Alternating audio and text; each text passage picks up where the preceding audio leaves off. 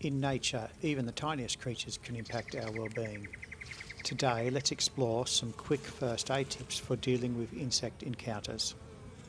Bees are essential pollinators, but their stings can cause pain, swelling, and in some cases, severe allergic reactions.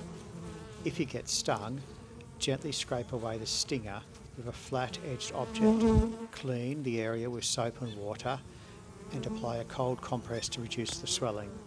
Keep an eye out for signs of an allergic reaction, like difficulty breathing or swelling of the face. Seek medical help immediately. On the other hand, flies, while common, can carry bacteria and trigger skin irritations. If you experience a fly bite or irritation, clean the area thoroughly, use an antiseptic cream and cover it with a sterile bandage to prevent infection. Remember these essentials. Remove foreign objects carefully. Cleanse the affected area and cool it down to relieve pain. Knowing basic first aid can make all the difference in handling minor emergencies safely.